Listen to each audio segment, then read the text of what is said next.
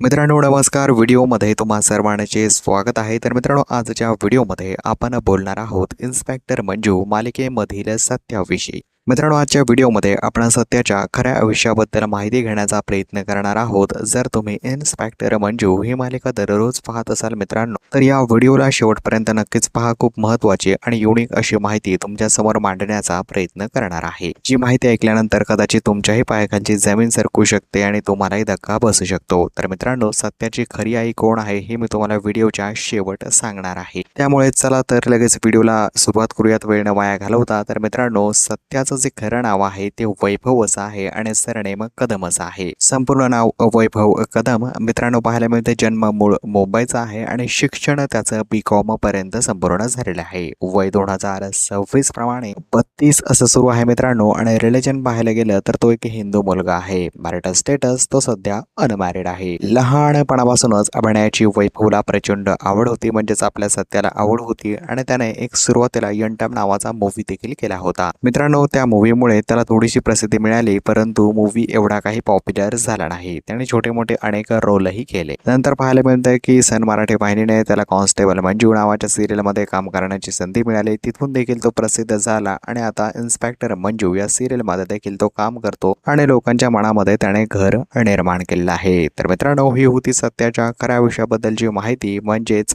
वैभव कदम यांच्याविषयीची माहिती. कशी वाटली कॉमेंटमध्ये नक्कीच कळवा.